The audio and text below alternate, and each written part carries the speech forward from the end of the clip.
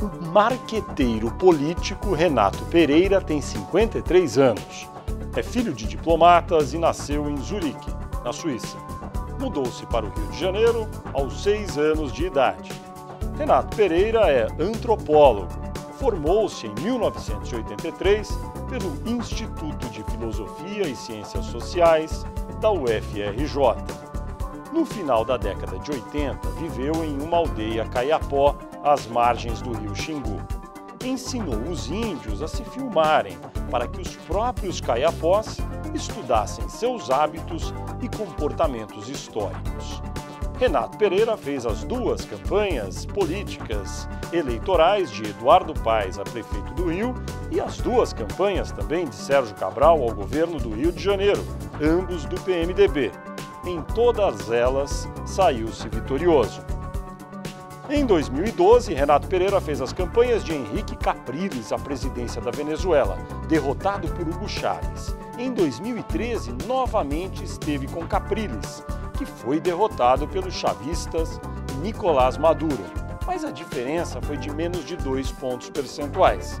Fora da política, foi um dos proprietários da produtora de filmes TV Zero, que produziu, entre outros, o filme Bruna Surfistinha. Já produziu também videoclipes de bandas e artistas como Paralamas do Sucesso, Gabriel o Pensador e Lobão.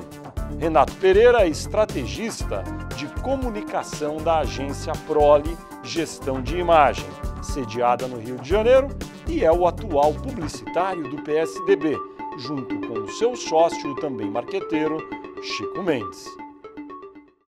Olá, internauta, bem-vindo a mais um Poder e Política Entrevista. Este programa é uma realização do jornal Folha de São Paulo e do portal UOL. A gravação é realizada aqui no estúdio do Grupo Folha, em Brasília. Entrevistado desta edição do Poder e Política é o publicitário, antropólogo Renato Pereira, que recentemente tem cuidado da campanha ou das propagandas do PSDB em rede nacional. Olá, Renato, muito obrigado por estar aqui no estúdio do Grupo Folha.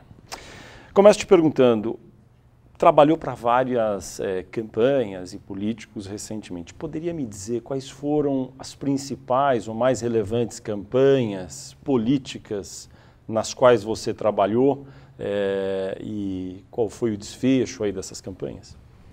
Olha, acho que as principais, certamente as do Sérgio Cabral, que nós fizemos...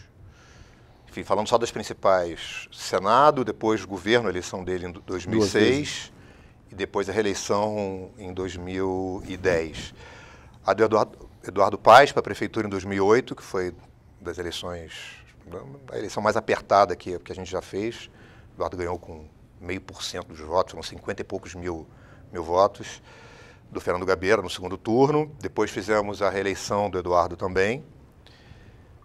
E acho que a eleição do Capriles aí foi um projeto grande na Venezuela, né? Venezuela. A gente 2012. Mas a gente começou 1 ano e meio antes, porque a gente fez toda a preparação na Venezuela. As oposições escolheram um candidato único. Então houve umas prévias da oposição. Então nós entramos 6 meses antes das prévias, quando o Capriles ainda estava disputando contra 5 outros candidatos. Então organizamos isso tudo, criamos a marca, enfim, ajudamos toda a campanha. Aí ele venceu as prévias com 60 e poucos % dos votos e depois, então, que ele foi para enfrentar o Chávez. Como é que você chegou na Venezuela? Na verdade, cheguei na Venezuela através da Argentina, porque a gente deu uma consultoria para o Daniel Scioli na eleição dele para governador da província de Buenos Aires. Mas aí foi só uma consultoria. Que ano isso?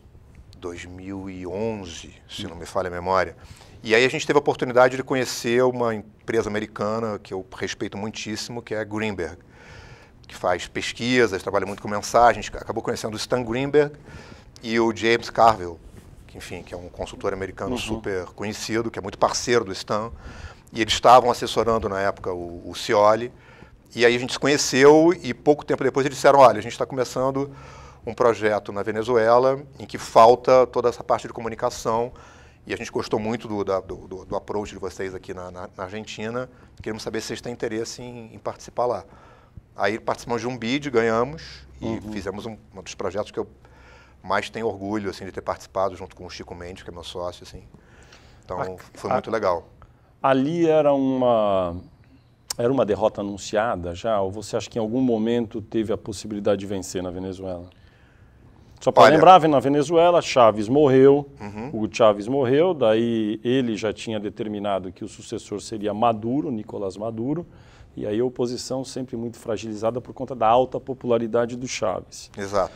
Aí o que se dizia era, bom, a eleição vai ser rápida, com a influência ainda do Chávez quase que viva, é impossível ganhar. Era isso mesmo? Era, se dizia que era impossível ganhar e que provavelmente a derrota ia ser por um placar maior do que tinha sido contra o Chávez.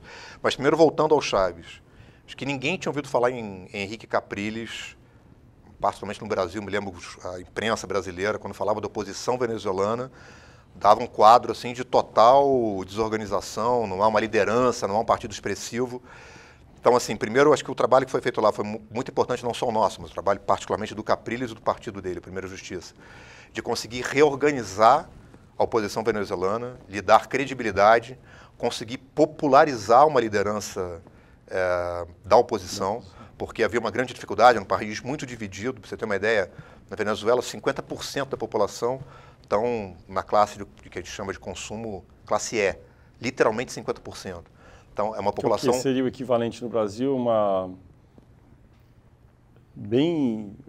com uma renda muito baixa, é isso? Muito baixa. Você via pessoas, assim, em larga escala, vivendo em casas de folha de zinco. Assim, eu cansei de entrar com Capriles em casas, assim, que era uma folha de zinco aqui, um teto de folha de zinco, um ambiente só, tudo junto. Assim, população muito pobre. E a oposição venezuelana sempre teve muita dificuldade de conseguir se aproximar e se comunicar com o eleitor mais pobre. Então, esse era um grande desafio, só haveria viabilidade num projeto se a oposição conseguisse fazer isso. E esse foi o principal desafio nosso, na verdade, do próprio Capriles e do partido dele durante a eleição, desde as prévias. E isso foi conseguido com êxito. Hoje, claramente, existe na Venezuela uma oposição estruturada, um líder político respeitado, com pegada popular. Tanto é que a perda para o Maduro foi ali no Photoshop, foi 1% dos votos. Quanto foi, me refresca a memória, o resultado aproximado em percentual? Contra o Chávez, a derrota foi por 9,5%, contra o Maduro foi 1,2%. Então foi assim, muito pouquinho. Percentual, 1,2 ponto percentual. É muito pouquinho. Então, houve uma derrota eleitoral, mas eu não tenho a menor dúvida que houve uma grande vitória política. Hoje existe oposição estruturada, respeitada dentro da Venezuela e com poder real. Vamos falar do Brasil. O marketing político no Brasil tem evoluído ao longo dos anos e se tornado muito importante. Qual é a sua avaliação dessa atividade ao longo dos últimos anos? O que tem sido positivo? O que tem sido negativo? Fernando, começando pelo negativo, eu acho que existe primeiro uma série de preconceitos em relação ao marketing político, não só no Brasil, né, mas falando aqui do caso brasileiro. No mundo inteiro? No mundo inteiro, é verdade. Mas, enfim, de um lado você tem um preconceito que eu acho que é injustificado, é uma visão de que quem faz comunicação política, na verdade, distorce as coisas, ou cria coisas diferentes do que elas são, né, ou que faz uma propaganda enganosa, né? Ou seja, que é uma distorção do mundo da política. E, na verdade, assim como eu vejo, né, numa democracia jovem como a democracia brasileira e com um eleitorado tão grande, a gente tem mais de 170 milhões de eleitores no país, eu acho que o que a gente faz, trabalhado do jeito correto... 170, acho que uns 150, não é? 150? Acho que um pouquinho mais. Enfim, a ver. Mas é grande. Temos uma democracia, um grande eleitorado, né, um país com uma democracia ainda, talvez na sua infância, né? Temos aí menos de 30 anos aí da redemocratização, 28 anos. Então, eu acho que a comunicação política acaba ajudando muito a engajar as pessoas, a fazer com que todos os cidadãos, de alguma maneira, tenham acesso aos princípios, às causas, aos valores, aos projetos dos partidos políticos e das principais lideranças políticas brasileiras. E eu acho que isso é muito importante para que as pessoas tenham interesse por política, que elas tenham acesso aos principais debates que estão acontecendo, que elas consigam distinguir entre projetos políticos alternativos ou opostos. Então, assim, eu não tenho a menor dúvida sobre o valor do nosso trabalho. Eu gosto muito de política, desde pirralho eu gosto muito de política, e me orgulho muito do que eu faço e do que, enfim, boa parte das pessoas do meu meio fazem também. Agora, avaliando assim em perspectiva, acho que o que se faz no Brasil é um trabalho de altíssima qualidade, não é à toa que muitos profissionais brasileiros já há algum tempo fazem trabalhos também fora do Brasil, né? Acho que isso tem a ver com a publicidade brasileira também, que sempre foi uma publicidade de muito bom nível. Então, enfim, o que tem mudado?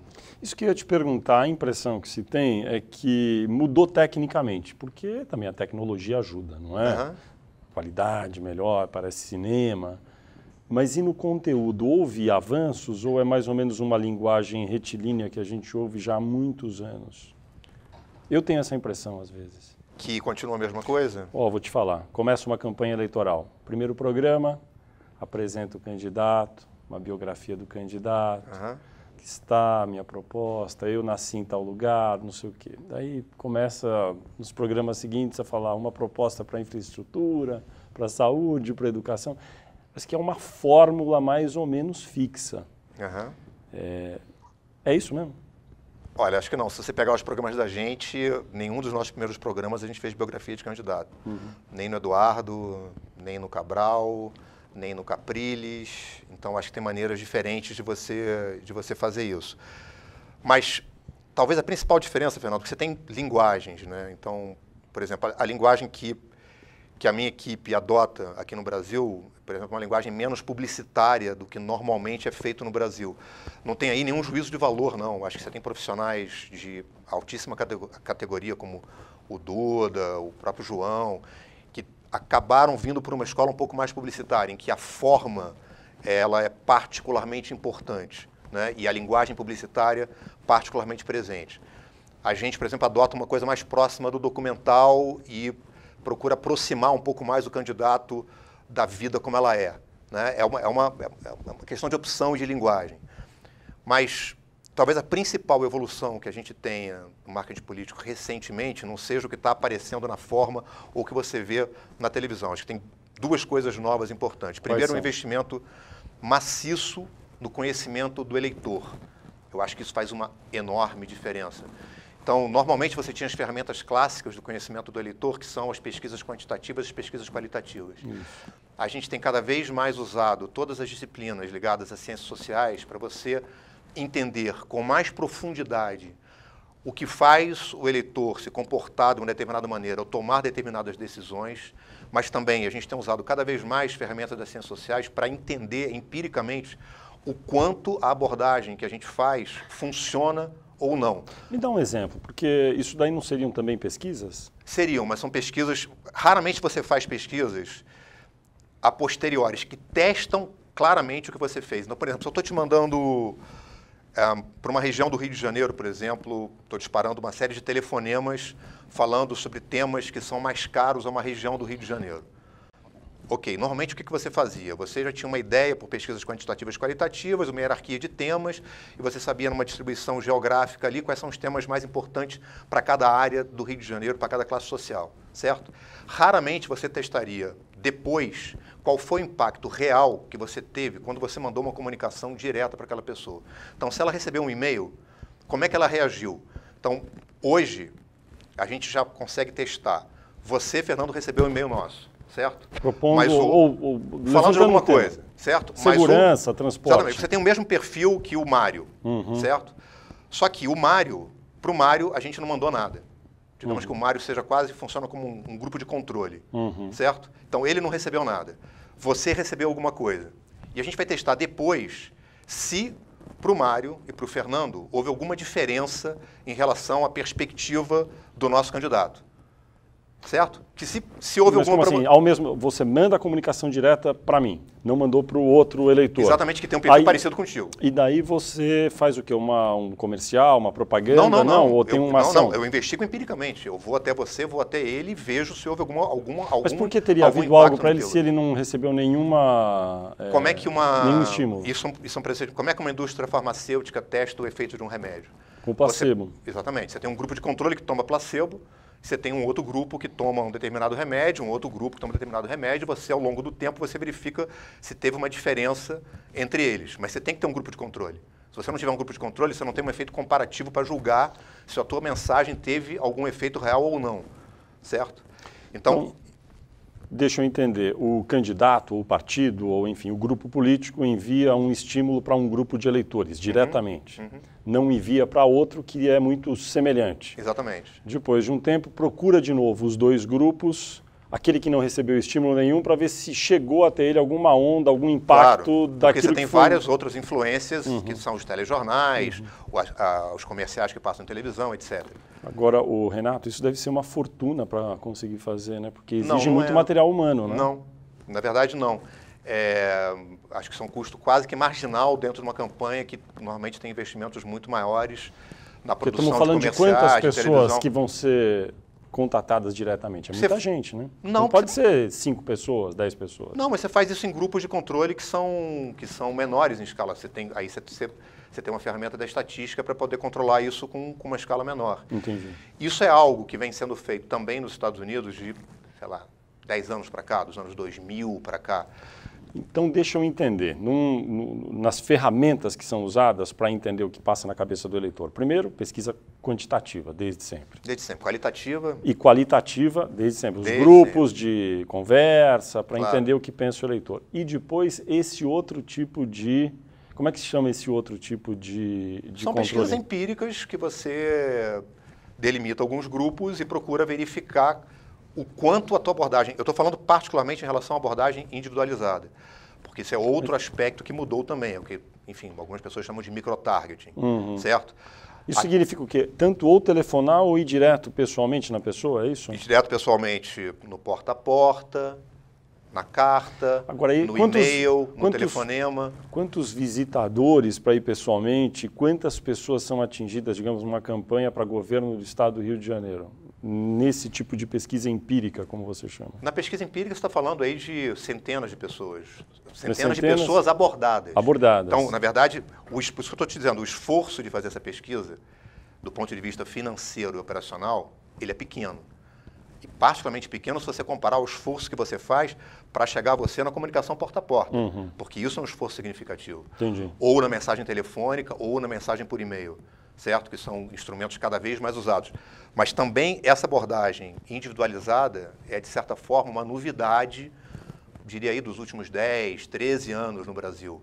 Normalmente aqui você sempre privilegiou o antibiótico, né? A mídia de massa, a televisão. Então, como se a televisão resolvesse tudo. Na verdade, do meu ponto de vista, da equipe que trabalha comigo, o ideal é que você faça uma combinação entre as duas coisas. As mídias que permitem você segmentar e trabalhar com as pessoas num plano quase que individual, com a mídia que te dá a grande direção, né? O farol, os grandes temas, a direção geral para onde a campanha está indo, que aí claramente é a televisão. Televisão é uma espécie de artilharia aérea, né? Você vai lá e bombardeia Exatamente. todos indistintamente de quem está recebendo aquela mensagem. Que importância num país como o Brasil, de dimensão continental, eleitorado gigante, tem ainda a televisão e vai ter na eleição de 2014? Tem uma importância tremenda, mas qualquer eleição em que você comece a ter margens pequenas, todas as técnicas de abordagem individual passam a ter uma diferença determinante. Então, enfim, todas as eleições que eu participei em que você estava discutindo ali percentuais pequenos, 3, 5, 2% de variação, que às vezes pode ser a diferença de um candidato passar para o segundo turno e um outro não. Né? O problema é o seguinte, a grande massa do eleitorado ainda é de uma faixa de renda mais modesta, são mais pobres, era assim na Venezuela e no Brasil também não é muito diferente. A tendência desse eleitorado é, de fato, ainda muito se informar por meio da televisão.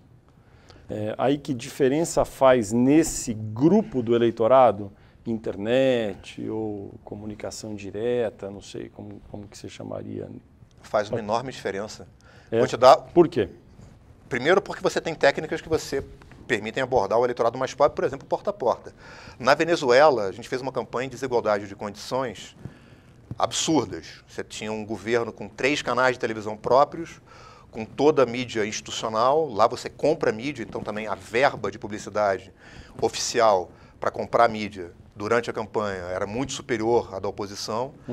Então, enfim, a desigualdade de capacidade de você usar a televisão para falar com o eleitor era absurda, no mínimo de 10-1, certo? Como é que a campanha do Capriles respondeu a isso? Essencialmente com o porta a porta. E aí o porta a porta tinha duas vantagens muito importantes. Quantas pessoas você usou no porta a porta? Não era nem nós que estávamos usando a porta a porta, a gente ajudava a municiar o porta a porta. A campanha do Capriles tinha o seu próprio dispositivo e um dispositivo muito militante, na verdade. Essencialmente militante. Quantos militantes trabalharam? Não sei exatamente, Fernando, mas alguns milhares de pessoas. Mas o esforço do próprio candidato também foi absurdo. O Capriles fazia porta a porta durante toda a pré-campanha, durante a campanha, todo santo dia. E aí você tem duas coisas importantes. Porta a porta é o candidato vai num bairro e bate de casa em casa. Bate de casa em casa e conversa pessoa a pessoa. Porque eu estou dizendo tem duas coisas importantes. Primeiro, você tem o efeito direto do porta a porta, feito pelo próprio candidato. E o impacto posterior. E o impacto simbólico na comunicação de massa, que é você mostrar que você tem alguém que realmente chega ao nível do cidadão, né, conversa, conhece profundamente, vai na sua casa, entra na sua casa, sabe do que está falando.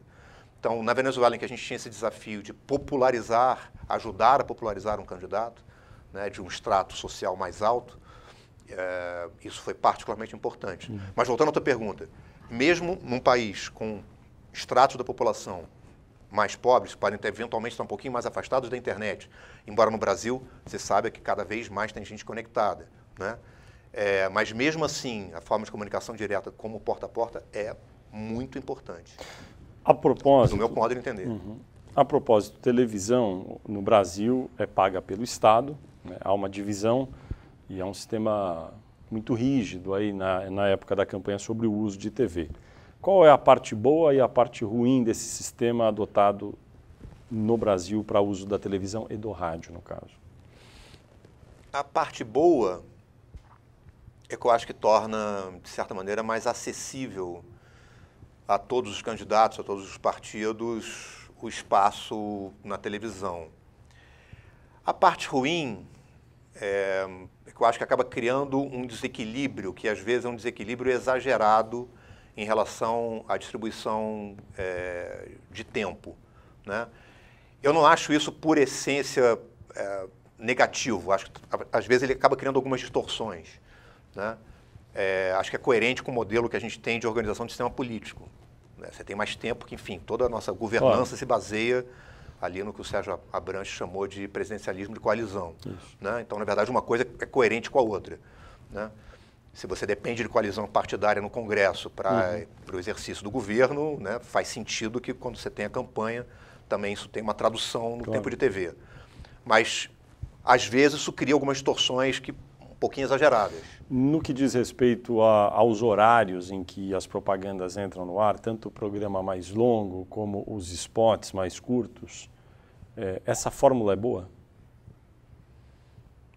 Eu acho que é. Esse programa mais longo, ele é útil? Extremamente útil. É mesmo? É extremamente útil, nossa mãe. Porque o programa permite você... O programa mais longo é esse que eu estou falando. Na TV é no começo da tarde e no início da noite. No rádio é de manhã e na hora do almoço. Claro. Ou mesmo fora da época partidária, como, por exemplo, ontem teve o programa do PSDB, um programa de 10 minutos. Qual é a grande vantagem dele? Ele pode ter uma audiência menor. Mesmo assim, uma audiência significativa. Você tem... uma noite como ontem, ali entre 12 e 13 milhões de pessoas que de alguma maneira assistiram o programa. É um número expressivo. Muito menor do que o número de pessoas que vão assistir a um comercial de televisão colocado no meio da programação. Porém, o programa permite a você desenvolver uma história, né? Apresentar um enredo, muito mais do que um comercial. Então, eu acho que a combinação entre as duas coisas é importante. Se você dar um exemplo... Na Inglaterra, você tem momentos em que os partidos usam tempo maior de televisão no formato de programa, às vezes de 4 minutos, 5 minutos. Campanha do Obama em 2000, final da campanha do Obama em 2008. Isso teve um programa longo. Um programa de 20 minutos. Eles compraram 20 minutos de televisão e fizeram um programaço. Eu gosto muito daquele programa, né? Que aí você tinha todo um enredo ali claramente desenvolvido, né? Então, acho que a combinação entre as coisas é bacana. Você falou um pouco antes, numa resposta sobre o preconceito que se tem um pouco a respeito do marketing político. Eu até tenho umas frases aqui antigas, uns 2, 3 anos, de alguns publicitários que não estão na área política. Olha só, Washington Oliveto, que é um publicitário muito conhecido, disse assim, que ele só gosta de anunciar coisas que as pessoas possam devolver se não gostarem. E disse também que, abrem aspas, minha ideologia criativa, que se baseia na verdade bem contada, não combina com o marketing político, fecham aspas. Fábio Fernandes, que é presidente e diretor da NASCA, FNASCA, já disse o seguinte, que o mercado já tratou de distinguir, separando os seus profissionais entre marqueteiros e publicitários, fecham aspas. O que você acha dessas afirmações? Eu acho que elas carregam o preconceito do senso comum a respeito da política, né? Que é de enxergar a política como uma atividade, enfim, particularmente complicada, né? Que tem aspectos negativos e tudo isso. E, na verdade, eu não compartilho dessa crença. Eu acho que tanto o que se faz no mercado privado também tem os seus problemas, os seus vícios, né? E tem uma crença muito firme de que a política é, por excelência, o instrumento de transformação das sociedades, né? Sempre gostei de política, valorizo a política, gosto muito de fazer política e acho que a atividade de comunicação política é muito importante para o exercício da democracia. Mas acho que é tipicamente o preconceito ali da classe média ilustrada a respeito da política, né? O olhar um pouquinho blasé a respeito como se a política não fosse assim tão importante ou tão necessária. Você hoje faz os trabalhos de marketing político para políticos do PMDB no Rio de Janeiro e no Plano Nacional está fazendo o trabalho para o PSDB, para o pré-candidato a presidente Aécio Neves. Queria falar sobre conjuntura um pouco em que tudo isso se encaixa. No ano que vem tem eleição. E em geral, tem um conceito que eu gosto muito e que muitos dizem até ultrapassado, do Norberto Bobbio, naquele livro Direita e Esquerda, que ele fala assim, no fundo, só tem dois tipos de partido. Um partido expressa suas ideias como o partido da igualdade social, né? Um grupo de partidos, e o outro fica no campo, é o partido da liberdade. E eles são polos opostos. Quando a gente passa por momentos de crise econômica, o crescimento não está muito bom, ou o país ainda não é muito desenvolvido, tem um extrato social ainda mais pobre, em geral, quem leva vantagem é o partido da igualdade social, porque, olha, nós vamos ajudar esse país a crescer, os mais pobres. E aquele partido das liberdades, aquele campo das liberdades, fica em desvantagem. Isso daí é hoje assim no Brasil. De um lado tem o PT, os seus aliados, e do outro, mais ou menos, o PSDB e os seus. Como é que você pensa que isso vai se replicar em 2014? E como furar esse tipo de bloqueio? Posso dar um passinho atrás, assim, voltando um pouco às origens, né? Você tem ali a Constituição de 88, que sinaliza claramente um contrato social com um forte compromisso com a seguridade social e com a redução da desigualdade. E dois partidos, acho que sociais-democratas, né, tanto o PT quanto o PSDB, que encarnam esse compromisso. O PSDB governa o país antes do PT, ele desenvolve toda uma arquitetura institucional, funda as bases de uma política econômica que leva à estabilidade da moeda, a uma certa reforma do Estado, responsabilidade fiscal, mas também é o partido que lança algumas políticas claramente voltadas para a seguridade social, né? Inclusive projetos de transferência de renda importantes.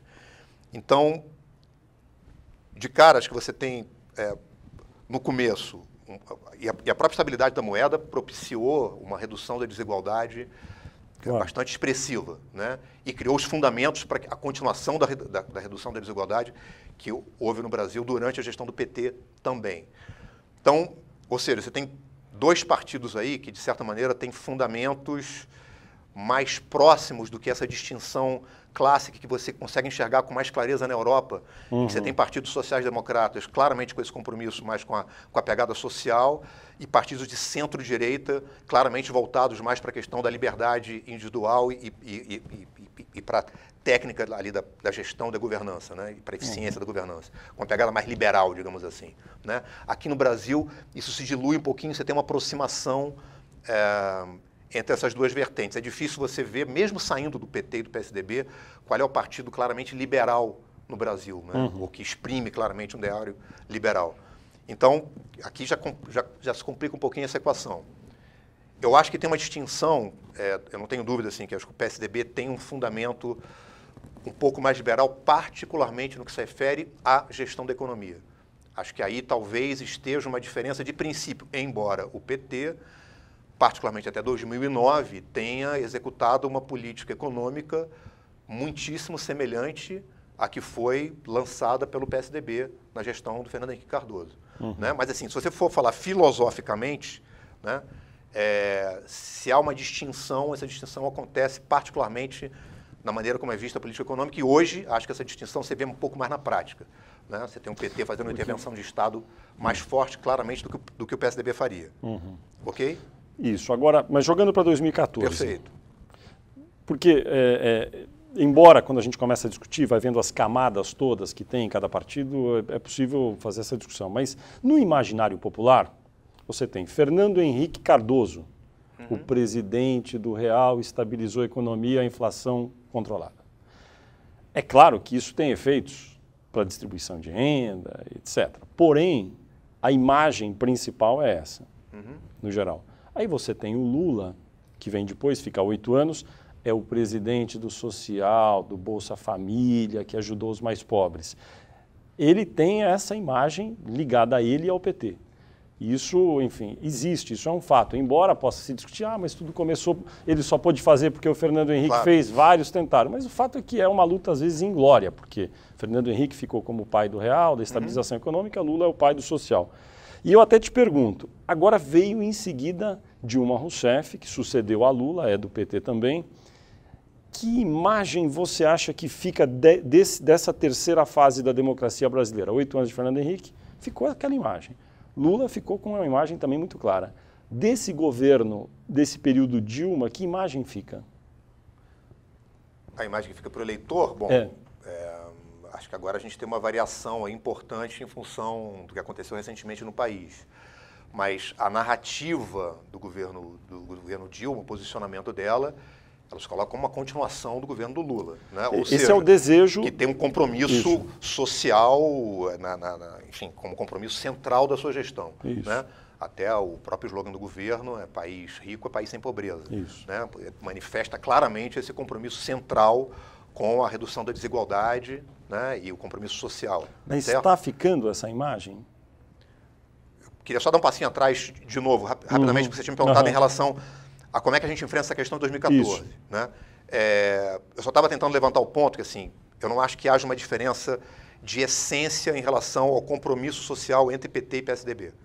Esse é um ponto.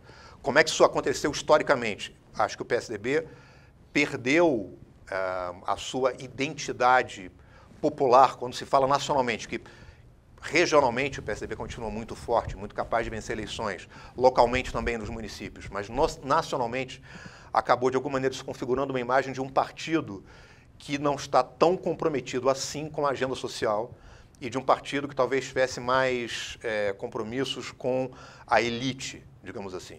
Né? Essa é a imagem que o eleitor mediano brasileiro passou a ter do PSDB nos últimos anos. Por que aconteceu isso?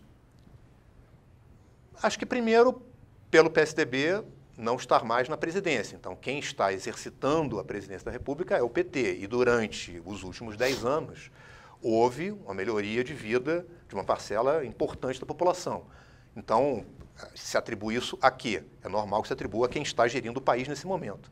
Então, o PT, naturalmente, se beneficiou disso, e o PSDB, por definição, já estava mais distante e era exatamente quem antecedeu o PT. Além disso... Mas o PSDB podia ter feito um fogo de encontro, alguma ação para não ser prejudicado por isso? Claro, mas é sempre um pouco mais difícil quando você está no exercício da oposição e não dispõe de todos os mecanismos de comunicação que estão acessíveis a quem é o incumbente. Deixa eu problematizar. Veja só, o PT, enquanto não esteve no governo, sempre teve essa imagem de que, entrando no governo, iria cuidar do social. Não, mas também tinha imagem de radical, também tinha imagem de oposição por oposição, também tinha uma série de coisas negativas que ele só conseguiu desconstruir quando teve a chance de ter uma eleição de mudança pela frente e aproveitar bem a oportunidade que teve.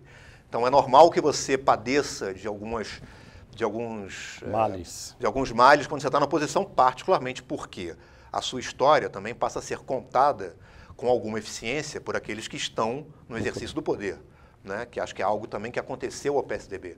Parte o PT conseguiu fazer isso com alguma competência nos últimos anos, né? Manifestar sempre como ele via o PSDB e como via o passado do país.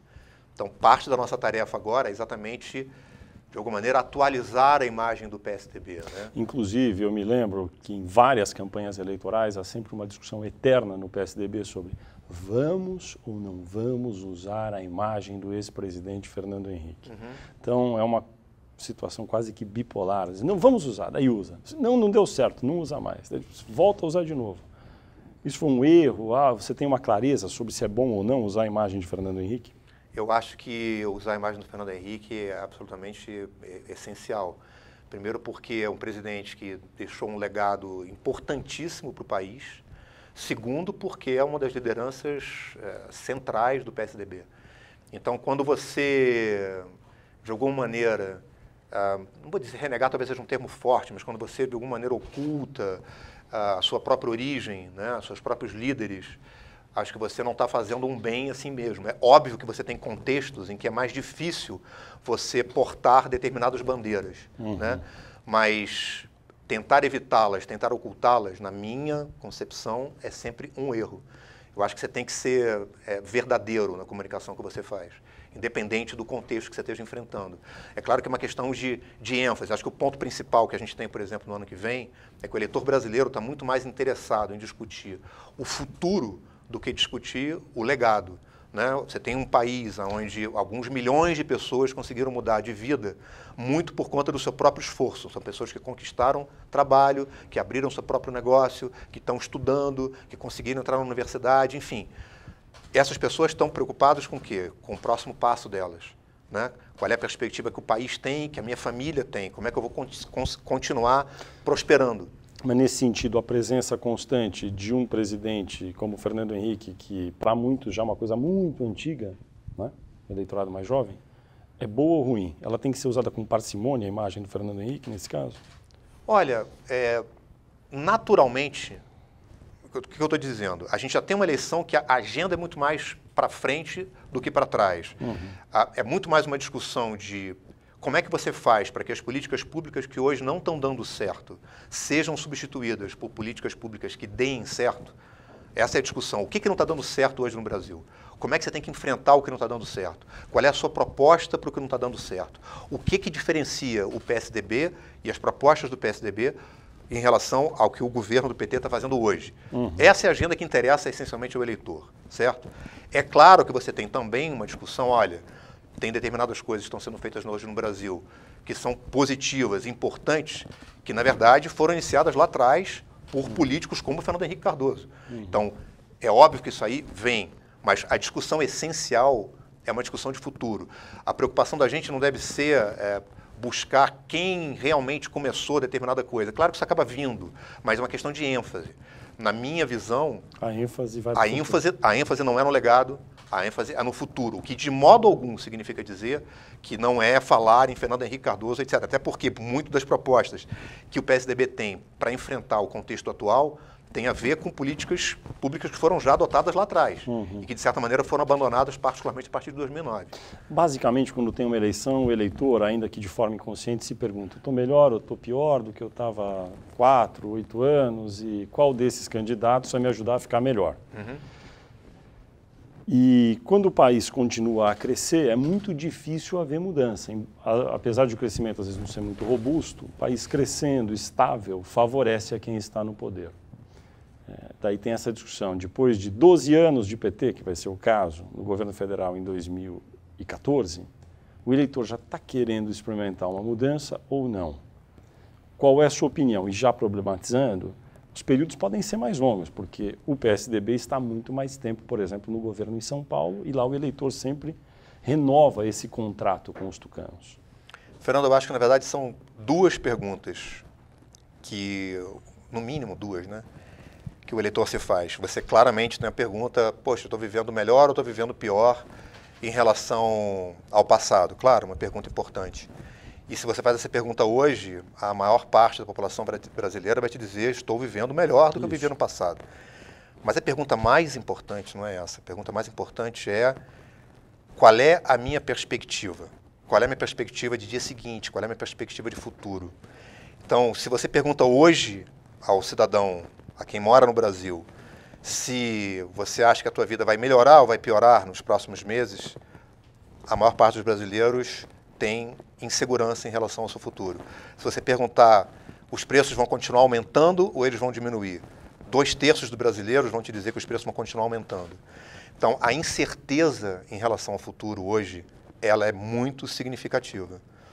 E eu acho que vai vencer a eleição quem for capaz de transmitir confiança, segurança em relação à perspectiva de futuro dos cidadãos e das famílias brasileiras. Mas na sua avaliação, o senador Aécio Neves, do PSDB de Minas Gerais, que é o pré-candidato e possivelmente o candidato do PSDB a presidente, ele consegue incorporar tudo isso e transmitir essa segurança que você disse que o eleitor vai buscar para o futuro?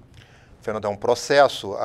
As janelas de comunicação de que dispõe o PSDB e o senador Aécio Neves hoje ainda são modestas, né? Você tem, na mídia de massa, algumas oportunidades, uma oportunidade a cada semestre. Na mídia espontânea, quando o senador aparece em entrevistas, e toda uma iniciativa agora no campo digital de criar canais próprios de comunicação com o eleitor brasileiro. Então, isso é um processo. Acho que no ano que vem e ao longo da campanha é quando, de fato, vão existir as condições necessárias para uma comunicação mais próxima, né, nessa direção. Agora, isso é um caminho que já se iniciou, que tem esse objetivo. O senador Aécio Neves não foi modesto no trabalho até agora de nacionalizar mais o seu nome e tentar já avançar um pouco mais nesse processo? Eu acho que não, porque, em primeiro lugar, você tinha uma tarefa política importante de gestão dentro do próprio partido, né, enfim, de articulação política dentro das próprias bases do PSDB, que eu acho que foi um trabalho muito bem conduzido até agora, e acho que tinha que ser, evidentemente, a prioridade do senador durante os últimos meses, né? E acho que é a partir de agora que a gente começa a entrar numa agenda um pouco mais voltada para o eleitor, para, né, digamos assim, para fora. Assim, pensando em 2014, como você mesmo disse, o eleitor hoje, se indagado, se está melhor ou pior do que estava nos anos passados, a imensa maioria vai dizer que está melhor. Aí a outra pergunta é, a minha perspectiva, como é que eu vou estar no futuro, o que eu quero para o futuro? Mas não é lógico que esse eleitor, daí olhando os candidatos, fala, bom, esse grupo que está no poder, que é o PT, com Lula, agora com Dilma, me ajudou a ficar melhor até agora. Por que eu vou arriscar e trocar? Não tem uma força enorme que leva o eleitor a manter aquilo que está mais ou menos dando certo para ele? Não. Por que não? Porque mais ou menos dando certo. Se for uma força que está dando certo, eu te diria que sim. Mais ou menos dando certo, já são outros 500. Foi o que aconteceu em 2010 com a eleição de Dilma Rousseff, que daí o país estava num momento exuberante da economia. Ali era uma eleição de continuidade escancarada. Menor dúvida, você tinha a economia crescendo muito, você tinha exatamente o momento de boom das famílias brasileiras tendo uma renda melhor, tendo acesso a muito mais bens de consumo, a mais alimentos, se sentindo empoderadas também com mais direitos, não há menor dúvida. Agora, veja bem, essas milhões de pessoas que conseguiram prosperar, elas não são fiéis a ninguém. A preocupação delas é com o próximo passo. Então, como vai ser o dia de amanhã? É a coisa mais normal do mundo. A gente mesmo, Fernando, eu não sou diferente, duvido que você seja. A principal coisa que a gente pensa, como é que vai ser, como é que é o nosso dia de amanhã? Estamos tranquilos, vamos continuar bem, a nossa família vai continuar direito, nossos filhos vão seguir adiante. Se você começa a ter incerteza, insegurança em relação a isso, se o seu salário começa a não conseguir pagar a renovação do teu aluguel, começa a não conseguir botar os mesmos alimentos que botava em casa, o teu padrão de vida começa a ser um pouquinho comprometido, você começa a ter insegurança. Mas, Renato, veja bem, em junho houve muitos protestos de rua no Brasil, todos os políticos, em certa medida, foram prejudicados nas suas taxas de popularidade, inclusive os pré-candidatos a presidente no ano que vem. Passado o primeiro momento, as ruas se esvaziaram um pouco, alguns políticos ficaram lá embaixo, outros até voltaram para um patamar que não era tão bom, mas melhoraram um pouco. Por exemplo, a presidente Dilma Rousseff perdeu muita popularidade e recuperou já um pouquinho. O senador Aécio Neves, nas pesquisas, perdeu também as suas taxas de intenção de voto e não conseguiu recuperar depois de junho. Por quê? Primeiro, acho que não discordo de você. Depende de... mesmo que você pegue o Datafolha e o Ibope, o senador em março tinha 9% das intenções de voto, no Datafolha tinha 10%. Em junho tinha 14% pelo Datafolha, 13% pelo Ibope. O Datafolha deu exatamente com 13% ou 14% agora, e o outro instituto, que é o MDA, que faz para a CNI, deu agora o senador com 15%. Então ele não voltou ao que ele tinha em março. Ele está mais ou menos aí na faixa de 13%, 15% das intenções de voto, que é um patamar quase 50% superior ao que ele tinha em março. Segundo, a recuperação da presidente Dilma. O que a presidente Dilma recuperou até agora é um pouco menos do que ela perdeu antes das manifestações. Você não sei se você lembra que ela tinha caído 8 pontos, tanto pelo Datafolha quanto pelo Ibope, antes das manifestações. O que, inclusive, nos leva à pergunta por que ela tinha perdido antes das manifestações. E eu acho que a resposta a isso claramente é economia. E não economia, quando você está lidando, o preço aumentou, mas será que a inflação já é tão expressiva assim? Não, economia no sentido de que afeta a perspectiva de futuro das pessoas. Mas, Renato, a impressão que se tem da economia, por mais, ainda os mais pessimistas, concordam que este ano não será tão ruim como o ano passado. Ainda bem.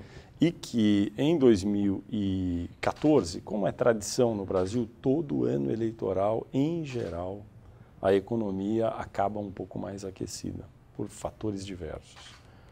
Então, a economia vai fazer uma curva supostamente ascendente, de agora até 2014. Isso não é água no moinho mais da reeleição da presidente Dilma do que para a oposição? A não ser que houvesse uma retomada do crescimento muito expressiva. O que eu tenho visto, basicamente, dos economistas, assim, que eu mais respeito no Brasil é, olha, a perspectiva é que a gente cresça ainda aí na casa dos 2%. O que, na verdade, assim, para deixar bem claro, acho que ninguém no PSDB torce por um mau desempenho do país. E nós não estamos falando hoje, claramente, com um eleitor ou com um país que está em crise, ou com um eleitor que é um coitadinho. Exato. Nós não estamos falando de Espanha, nós estamos falando de Itália, de Portugal, né, de economias em crise. Mas nós estamos falando com um país que está numa encruzilhada, com uma economia que está andando de lado, com famílias que conseguiram prosperar até um certo ponto, mas agora estão tendo dificuldade de renovar suas expectativas, de continuar progredindo, e que tem dúvidas, incertezas e inseguranças importantes em relação ao seu futuro. Eu não creio que essas incertezas se transformem em certezas daqui para o ano que vem, a não ser que houvesse uma mudança substantiva do quadro econômico brasileiro. O que é julgar, não houve nenhuma mudança importante do ponto de vista da política econômica brasileira agora. Continuamos tendo um Estado particularmente intervencionista, mudando as regras do jogo. Enfim, você tem claramente dificuldades nos leilões que estão em andamento agora, você tem problemas sérios de infraestrutura. Não creio que haja uma mudança significativa desse quadro de um ano para o outro. Que discurso, exatamente, síntese, terá Aécio Neves em 2014? No momento, na pré-campanha, ele fala muito, vamos conversar com os eleitores, está se apresentando, tentando se aproximar do eleitorado. No ano que vem, como é que se sintetiza tudo isso que você está dizendo numa campanha de um candidato de oposição como Aécio? Fernando, a síntese que a gente tem hoje é quem muda o Brasil é você. Por que a síntese da nossa mensagem é essa? Basicamente por duas razões. Você está vivendo num país onde a grande mudança que nós tivemos nos últimos anos, que é a redução da desigualdade, que é a emergência de milhões de brasileiros, tanto em termos econômicos quanto em termos de cidadania mesmo, né? ela se deve, em grande parte, ao esforço de cada uma dessas pessoas. Os brasileiros conquistaram um melhor lugar ao sol graças ao mérito próprio. E você tem muitas pessoas no Brasil hoje que compreendem o valor do mérito. Então, esse é um ponto. O eleitor com quem a gente está tentando falar hoje, que é a classe média tipicamente brasileira, que é a classe média mais baixa, ou a nova classe média brasileira, se você quiser chamar assim, é um eleitor que precisa se sentir valorizado. Não é um eleitor que é exatamente como eu te falei, não é um coitadinho, né? É o eleitor que conseguiu progredir trabalhando por mérito próprio. Então, você valorizá-lo já é uma forma muito importante de você mostrar que você compreende o que tem de novo no país. Segundo ponto, tem a ver exatamente com a agenda mais liberal que o PSDB carrega em relação à economia, né? Que é uma visão de que o agente da mudança não é essencialmente o Estado, né? O agente da mudança está na sociedade, né? São os indivíduos, são as empresas, é a sociedade civil organizada. Não é difícil introduzir esse tipo de ideia num país tão acostumado, todos os cidadãos quase, a olhar para o Estado como um grande senhor e esperar que ele resolva tudo? Fernando, isso tem mudado. Se tem uma das coisas que mais tem mudado no país é exatamente essa cultura do brasileiro médio. Você tem mudanças importantes em relação a como você vê o mérito, como você vê o valor das coisas. Você tinha um país em que, sei lá, 30 anos atrás, o sonho do brasileiro médio era se tornar funcionário público. Né? Era ter estabilidade, era não ter que se preocupar, era, né? Enfim, é um certo estereótipo em relação ao funcionário público. Se aposentar aos 50 anos. Se aposentar aos 50 anos, ter uma boa aposentadoria, tal. Hoje você tem um país em que o sonho de muitos brasileiros é ter o seu negócio próprio.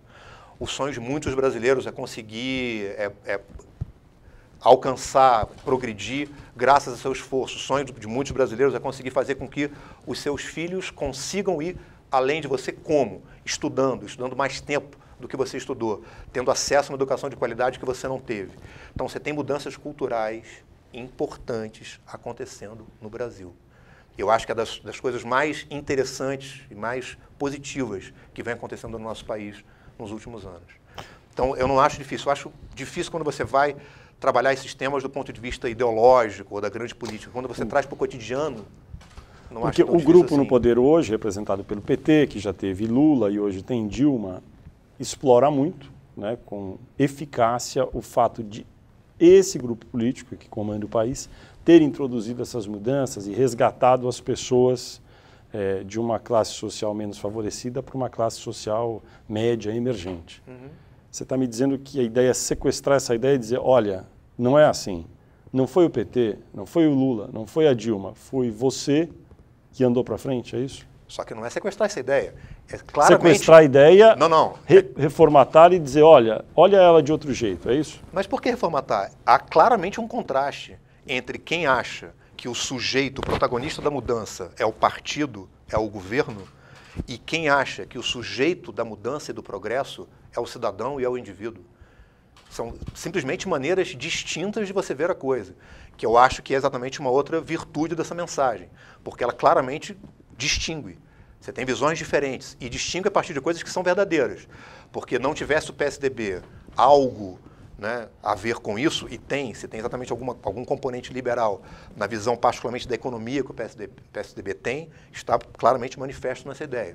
E, por outro lado, tem uma conexão com o que está acontecendo no país recentemente. Mas, Renato, você acredita mesmo que a maioria do eleitorado hoje já enxerga o Estado desse jeito mais distante e não tão como o senhor provedor de tudo no Brasil?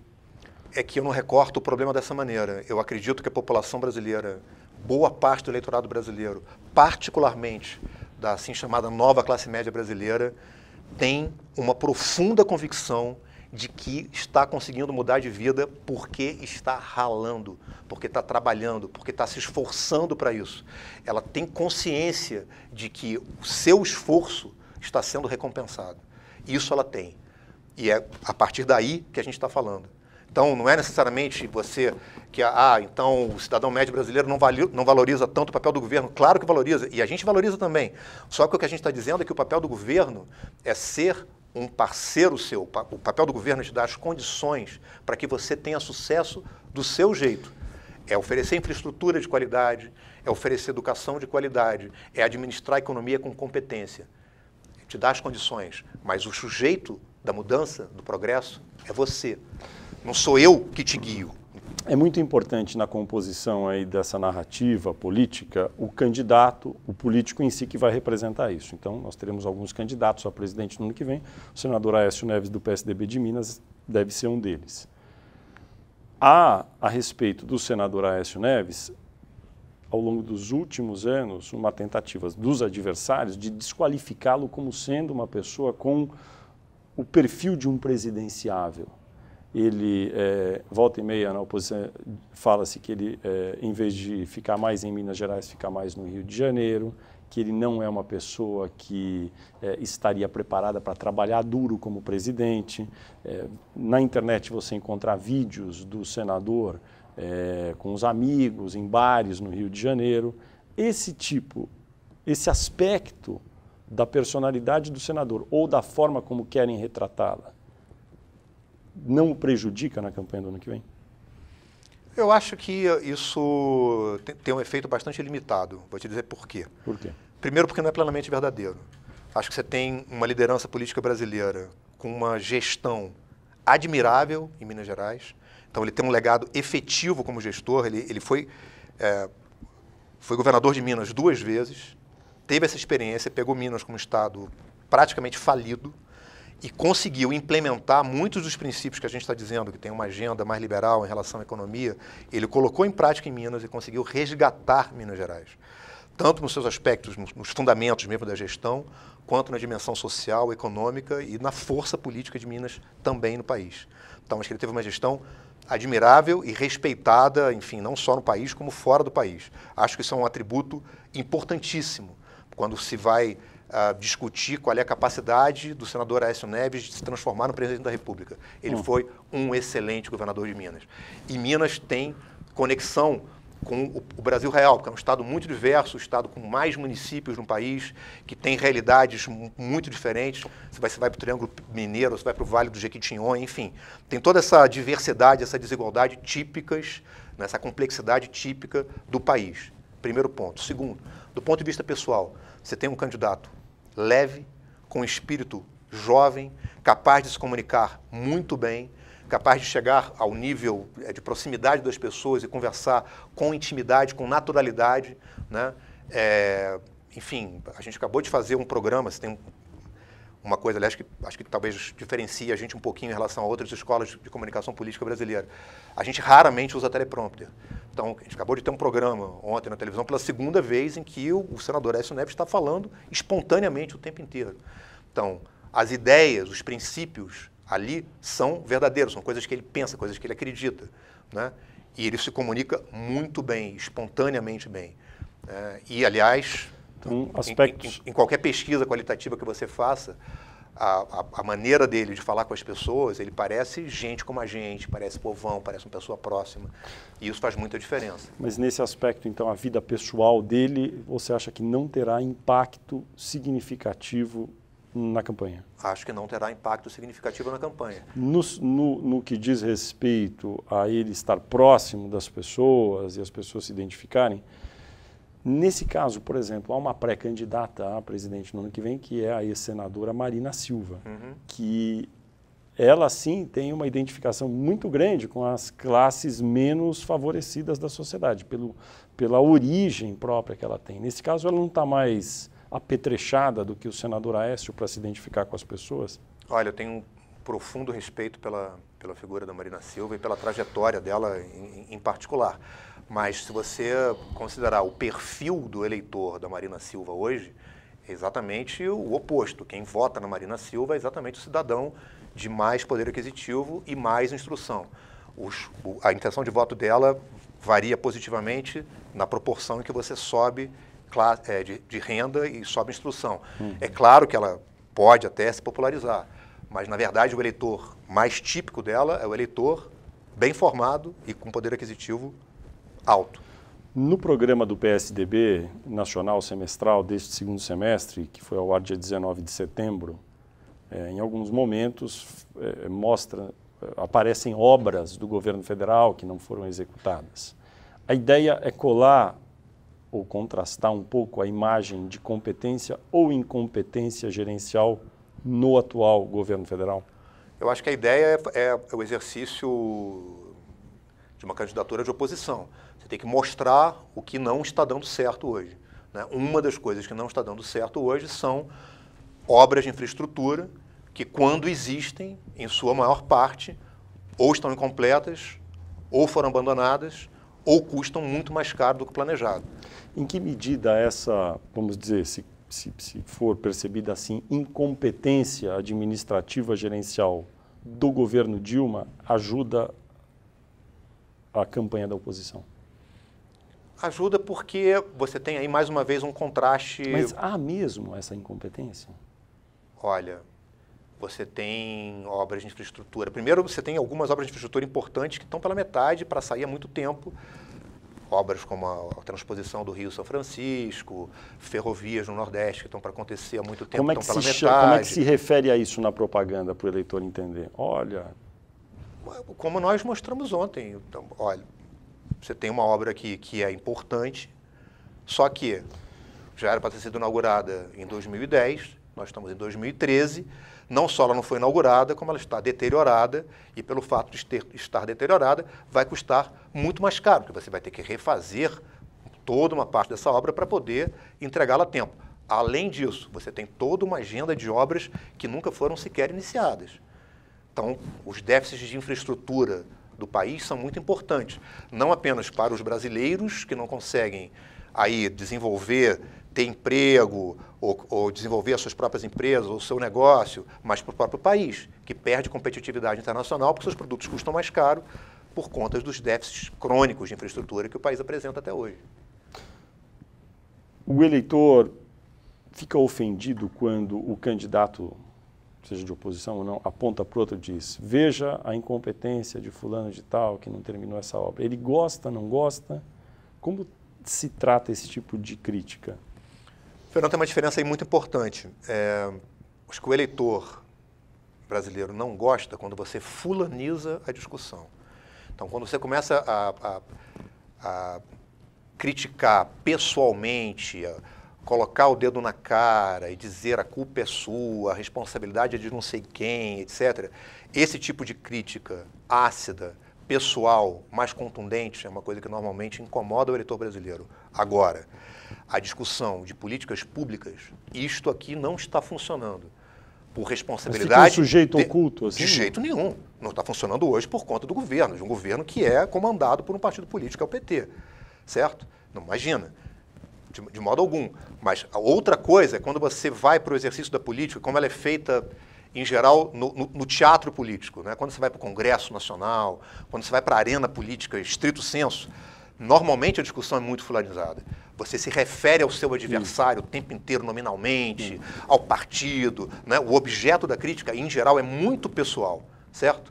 Quando você sai da arena política, estrito senso, e vai para a arena eleitoral, é muito importante que, na verdade, você traduza isso para a discussão das políticas, muito menos do que para a discussão pessoal. Quando você vai para a discussão pessoal, você acaba criando obstáculos importantes na tua comunicação com o eleitor. É por isso que o senador Aécio Neves, na propaganda, vai falar a administração do governo federal, a administração do PT, e não vai dizer a presidente Dilma deixou essa obra se deteriorar? Em geral, sim. Pode até falar, mas, enfim, você tem uma diferença de ênfase aí que é importante.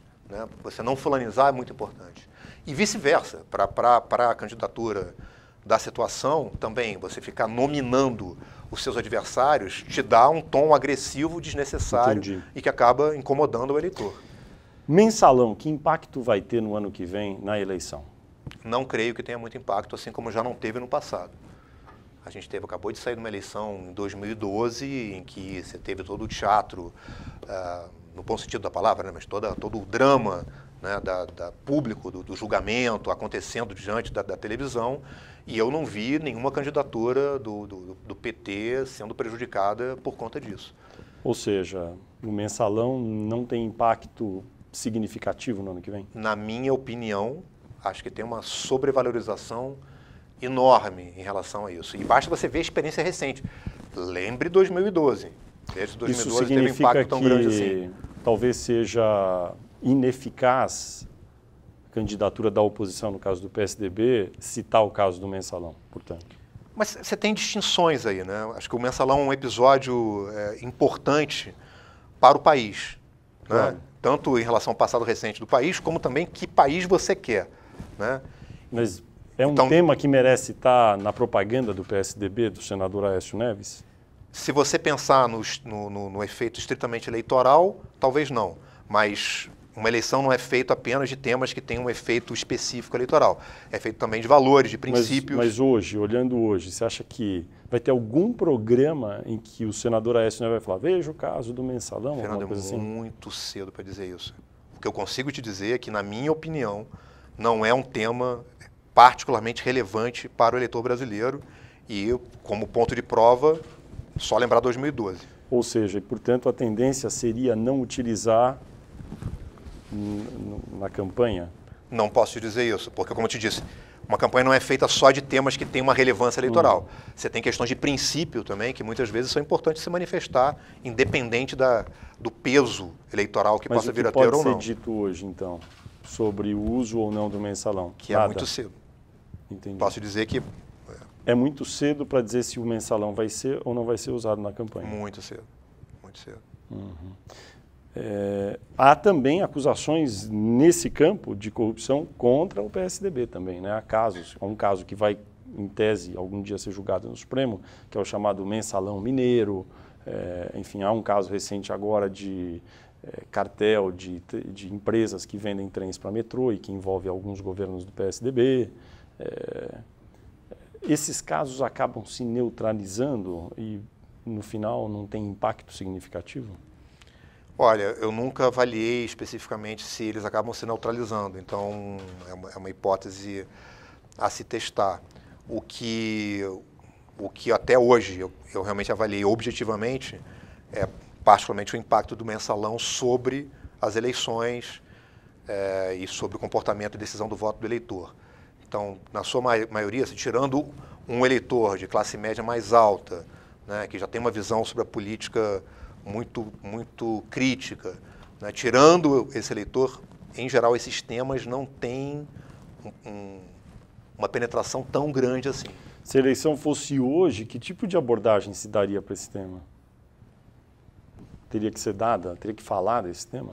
Acho que você tem que falar desse tema porque é um tema presente, é meio incontornável, né? Faz parte do cenário político atual. Além disso, eu acho que ele tem algum significado em relação ao projeto de país que você tem, né? Acho que uma das questões importantes do Brasil é a impunidade. Então, esse é um tema relevante do ponto de vista dos princípios? É relevante. Então, por isso, acho que é meio incontornável que o tema apareça. Entendi. Mas não pelo seu peso eleitoral. O peso eleitoral acho que é reduzido. Pelas suas análises, pesquisas do eleitorado, quais dos nomes que têm sido citados como pré-candidatos a presidente serão competitivos em 2014? Acho que temos 4 candidatos competitivos em 2014. Quais sejam? Temos Dilma, temos Aécio, temos Marina e temos Eduardo. Joaquim Barbosa, se viesse a ser candidato, seria competitivo? Não creio. José Serra, se viesse a ser candidato, seria competitivo? Mais difícil de responder essa pergunta. Se você considerar aspectos das últimas pesquisas que a gente tem, mais difícil responder. Talvez fosse. Lula, que ainda é sempre uma possibilidade de voltar a ser candidato no lugar da presidente Dilma, pelo PT, seria um incômodo maior? Acho que... Para a oposição, claro. Que o Lula tem mais força eleitoral do que a presidente Dilma, eu não tenho a menor dúvida. Então, respondendo a tua pergunta, sim. Se Lula fosse candidato, seria mais difícil vencer a eleição? Eu acho que sim. Acho que o Lula... Se você coloca o Lula... Enfim, só você vê as últimas pesquisas agora, nos cenários em que foi colocado o presidente Lula pelo Datafolha, ele se saía melhor do que a presidente Dilma. Então, Então, um candidato PSDB... com mais força eleitoral aparente do que a presidente Dilma. Então o PSDB vai torcer para não ter Lula como candidato? Não, acho que o PSDB aí tem que jogar contra quem tiver que jogar. O PSDB é um partido, não é novidade, como todos os outros, com suas idiosincrasias e divisões internas. Eu citei o ex-governador, ex-prefeito, ex-senador José Serra, que não esconde o seu incômodo no momento atual dentro do PSDB. Ele gostaria de ser candidato, ele dá mostras disso. Se Serra ficar no PMDB, não sair, não for candidato, e não ajudar na campanha de Aécio, isso vai atrapalhar, sim ou não, em que medida? Fernando, isso é o tipo da questão que eu realmente tenho dificuldade em responder, porque eu não tenho um conhecimento interno do PSDB. Mas e do ponto de vista do eleitor? Se Serra se engaja na campanha de Aécio e percorre o Brasil, ou sei lá, ou São Paulo, e realmente entra na campanha, ele ajuda? Eu tendo a... Nunca testei essa hipótese objetivamente, até agora, em termos de investigação, de pesquisa e tal. Mas creio que sim, porque você tem um partido mais unido, com as suas forças trabalhando lado a lado, imagino que sim.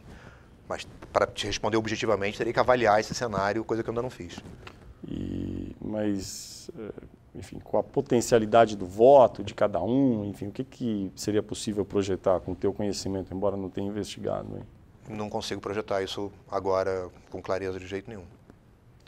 Se ele vier a ser candidato por outro partido, é bom ou ruim para o cenário eleitoral do ano que vem para a oposição? Acho que para a oposição como um todo, quanto mais nomes você tiver capazes de atrair o eleitor por uma alternativa de oposição, melhor. Não é à toa que quem está no governo hoje, o PT, tem procurado exatamente evitar ter muitas candidaturas de oposição. Então, isso é uma coisa matemática mesmo. Quanto mais candidaturas de oposição você tiver, mais chance você tem de ter segundo turno, né, mais chance você tem de ter mais votos no campo de oposição. Mas no caso de José Serra, que também hoje é tucano, essa diáspora no PSDB eventual, um sendo candidato por um partido, outro ficando no PSDB, no caso Aécio, aí essa vantagem matemática também é benéfica para a oposição? Para a oposição ou para o PSDB? Para o PSDB e para a oposição em geral. Olha, para a oposição em geral, assim, aí eu estou meu raciocínio puramente matemático, né? Diria que sim.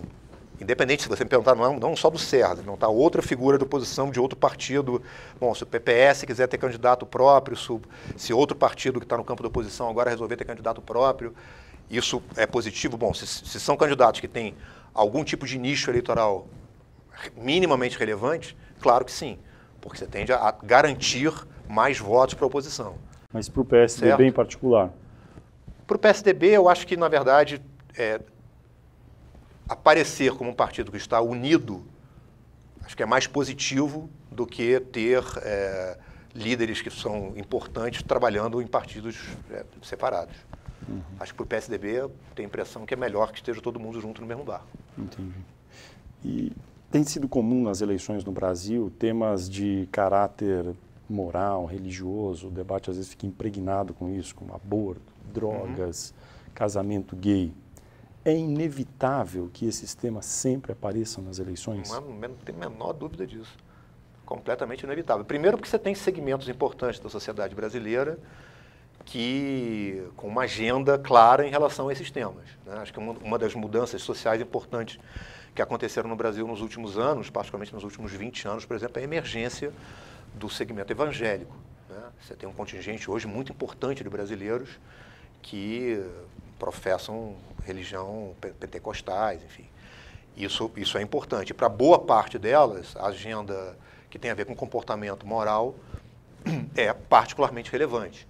Então é normal que assim seja. Além disso, você ainda tem todo o jogo habitual de uma eleição, né, em que muitas coisas são feitas de modo oportunista para trazer temas como esse e colar no adversário e tal. Isso, né? Infelizmente, isso faz um pouco parte do jogo também. Então, por isso que eu acho que é inevitável que isso vá acontecer novamente. Mesmo em eleições municipais e estaduais isso acaba acontecendo, que dirá na eleição presidencial. Então, esses temas estarão presentes de novo. Estarão presentes de novo. Não é um debate, às vezes, reducionista esse? Totalmente. Como fazer para, enfim, os principais candidatos tentarem tanger um pouco isso daí e não deixar que isso domine o debate sucessório?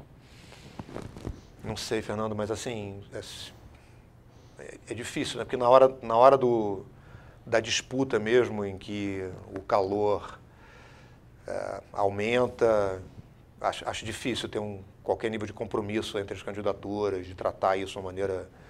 Eu diria assim, teoricamente, acho que a melhor maneira de fazer isso é você tratando isso exatamente de acordo com o que você, de fato, acredita. Né? Trazendo enfim, trazer o debate como ele é. Né? O que muitas vezes acontece é que você acaba tendo uma distorção, né? E você tendo os candidatos tendo vários passos atrás em relação a declarar o que realmente pensam em relação a temas como esse, com medo de ofender a A, B ou C. Mas não vai ser diferente agora? Né? Por isso que eu acho que também é um pouquinho inevitável que assim seja. A lei eleitoral no Brasil obriga aos candidatos todos que eles sejam convidados por emissoras de TV se querem fazer debate. Todos os candidatos cujos partidos têm representação no Congresso Nacional. Isso nas eleições recentes, sobretudo em reeleições, tem produzido um cenário no qual o candidato que é o governante, em geral fica lá no topo das pesquisas e se recusa a fazer debate no primeiro turno. Então é provável que no ano que vem, 2014, a presidente Dilma Rousseff considere a possibilidade de não aceitar convites para debater no primeiro turno. Isso poderia ser contornado com um debate na internet dos principais candidatos, porque daí a lei permite. O senhor acredita que haverá ou não debate no primeiro turno? Eu acredito que haverá, porque eu tenho a impressão de que a equipe da presidente Dilma vai compreender que será um erro mais grave do que no passado evitar debate no primeiro turno. Uma coisa é você ir a todos os debates, é perfeitamente compreensível que você não vá a todos os debates, até porque senão você não faz isso, não faz outra coisa a não ser ir a debate. Tem convite o tempo inteiro. Mas participar de debates do primeiro turno, no momento que o Brasil cada vez mais tem a sua população querendo participar, conversar, ser ouvida, né, poder influenciar o rumo dos acontecimentos, você dizer não debate no primeiro turno, acho difícil. Na internet seria uma opção fazer só com os 2 ou 3 primeiros colocados? Seria, mas eu tenho, assim, se tivermos aí 4 ou 5 candidatos mais competitivos, acho que até 5 dá pé, né? Com 4 particularmente. Então, você considerar aí Dilma, Aécio, Marina, Eduardo, 4 candidatos, consegue ter um bom debate entre 4 candidatos, né? Quando você vai para 6, 7, que a história começa a ficar esquisita. Nesse caso, quando já tem 4, pensa bem, são 3 contra 1 em geral, porque é 1 do governo e 3 contra. Então, quem está no governo vai sempre argumentar, olha, eu vou ficar em desvantagem enorme se tiver 4 ou 5 candidatos. Para que eu vou num debate desses? Bom, aí é uma desigualdade totalmente circunstancial, porque a desigualdade real é a desigualdade de tempo de televisão entre a situação e todas as forças de oposição, né, entre as verbas de comunicação de quem está na situação para oposição. Então, a desigualdade é muito mais na direção oposta do que nessa. Agora, meu ponto não é esse, não. Eu acho que, no momento que a gente está vivendo, imaginar que você pode ter uma figura como um presidente evitando qualquer debate no primeiro turno, sem que isso lhe crie problemas, acho difícil que a equipe de comunicação da presidente vá recomendar uma história dessa. Eu tenho essa impressão, posso estar enganado, mas tenho essa impressão. Renato, quem vai ganhar a eleição para presidente no ano que vem? Não sei. Acho que a gente vai ter uma eleição bastante competitiva. Como é que você acha que os candidatos competitivos chegam no final do primeiro turno na faixa de pontuação? Também é difícil imaginar, mas eu tenho a convicção de que a gente vai ter um segundo turno entre Aécio Neves e Dilma Rousseff. Quem fica em terceiro? Muito difícil, muito difícil. Não sei te responder essa pergunta. Aí é puro chute. Não sei. Acho que pode ser Marina, acho que pode ser Eduardo. Está imprevisível. Eu acho muito difícil de prever. Não me arriscaria a essa previsão, não. Renato Pereira, publicitário, responsável pelo marketing do PSDB, do senador Aécio Neves, muito obrigado por sua entrevista à Folha de São Paulo e ao UOL. Obrigado a você, Fernando. Foi um prazer estar aqui com vocês. Beleza.